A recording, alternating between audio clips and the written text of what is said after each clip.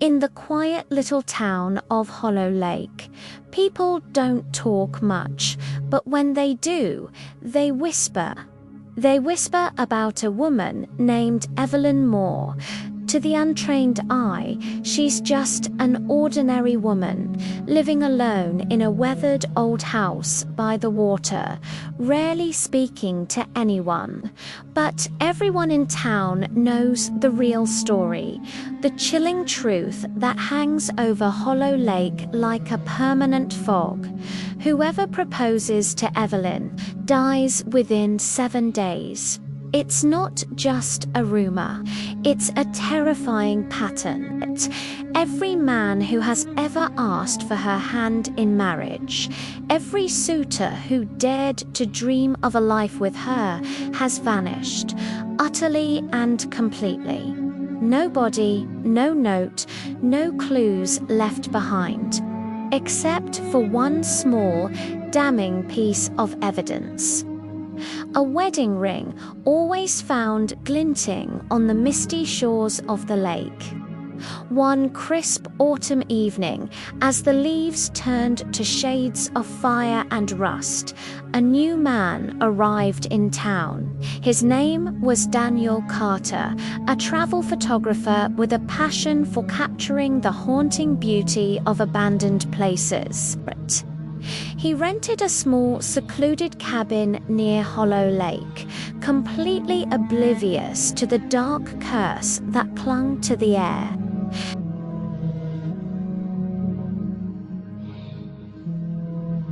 The place was cozy, filled with the low murmur of familiar conversations, and that's when he saw her.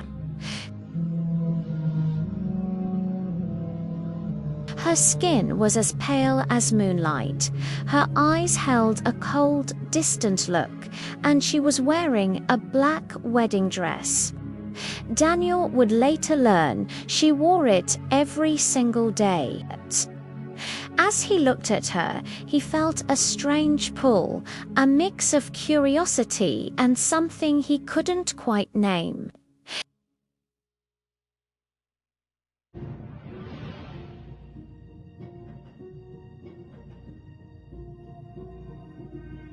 Some even shook their heads at him, a silent plea to stay away. But Daniel, ever the adventurer, simply smiled back, undeterred.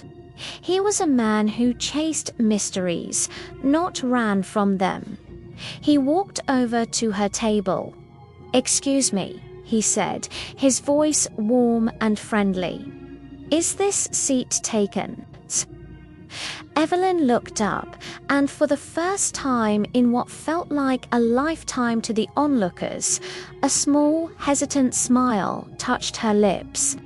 It was a beautiful smile, but it didn't quite reach her cold, empty eyes. They talked for a while about his travels, about the quiet beauty of the town.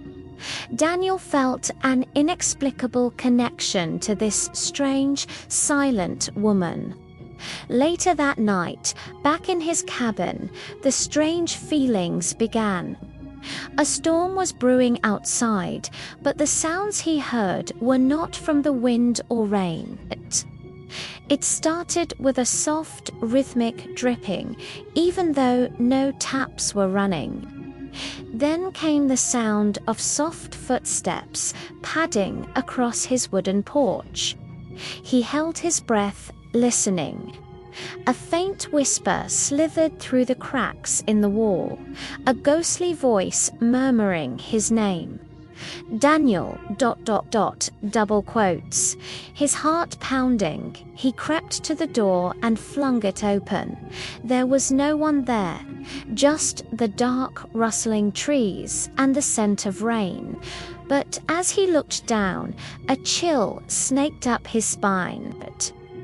On the wooden planks of his porch were muddy footprints, small and delicate, leading away from his door and disappearing into the blackness of the forest. He knew, somehow, they were hers. The next morning, the unease from the night before lingered.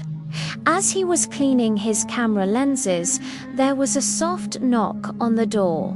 He opened it to find Evelyn standing there, looking just as she had the night before in her black dress. The morning light seemed to dim around her. "People fear marriage," she said, her voice a soft melodic whisper, but it was a hollow sound, an echo in an empty chamber. It didn't feel like it belonged to a living, breathing person. But do you?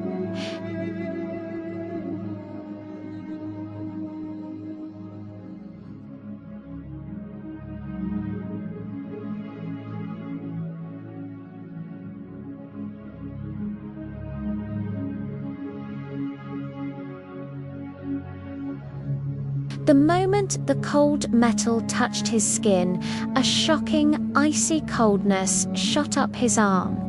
His fingers felt numb, his whole body temperature plummeting, as if he'd been plunged into the freezing lake itself.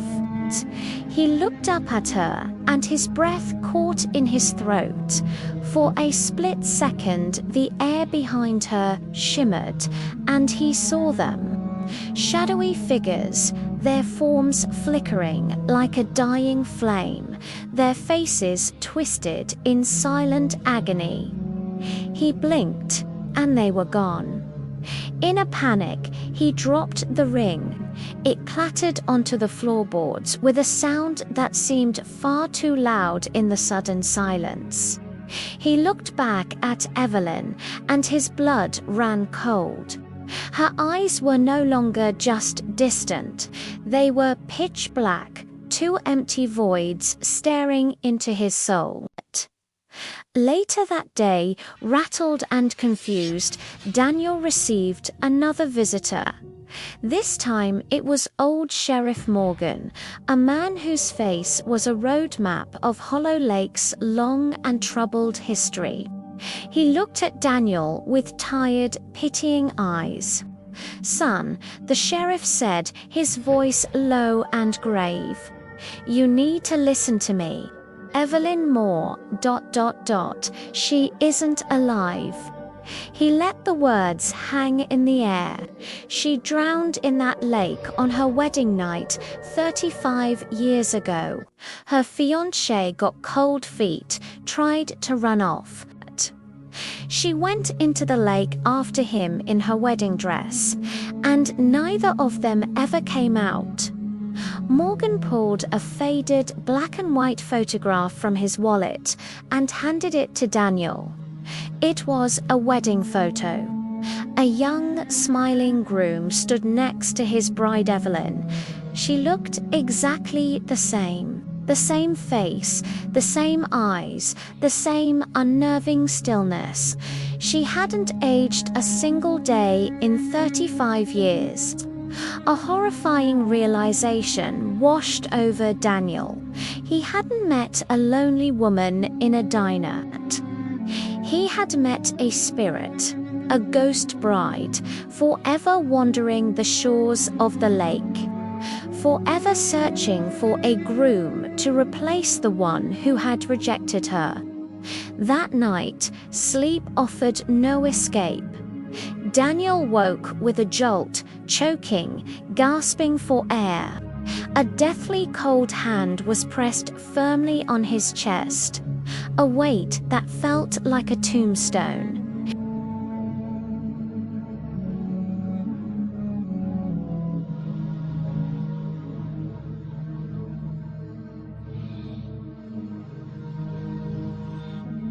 She was wearing a wedding dress again, but this one was white, or it had been. Now it was soaked through, tattered, and clinging to her body. Lake water dripped from the hem onto the wooden floor. Drip, drip. He stared at her face in horror. It was cracking, tiny fissures spreading across her pale skin like a shattered porcelain doll, revealing a dead grey layer beneath. She leaned closer, her breath a blast of icy air. "You left my ring," she hissed, her voice no longer a whisper but a ragged, decaying rasp. "Marry me, or join them." Daniel's eyes darted behind her. The room was no longer empty. It was filled with them, the ghostly grooms. Dozens of them, their forms translucent, their mouths open in silent, eternal screams. Their eyes were fixed on him, full of anguish and warning. Pure terror gave him strength. He shoved her away and scrambled out of bed, running for his life. He burst out of the cabin and sprinted towards the lake, his mind screaming, not knowing where else to go. But he didn't get far. The ground beneath him seemed to come alive. Thick, dark roots, like skeletal fingers, erupted from the soil, wrapping around his ankles, tripping him, dragging him down. He fought, he clawed at the dirt, but they were too strong. They pulled him, slowly, relentlessly, toward the dark, waiting water. At sunrise, Sheriff Morgan, with a heavy heart, went down to the lake. He found what he knew he would find. Daniel's camera was floating near the shore, bobbing gently on the surface. He retrieved it and checked the final photos. The last image was a frantic, blurry shot of the forest path. But in the background, half hidden by the trees, was Evelyn. She was standing there, watching, a serene and terrifying smile on her face. Daniel Carter's body was never found.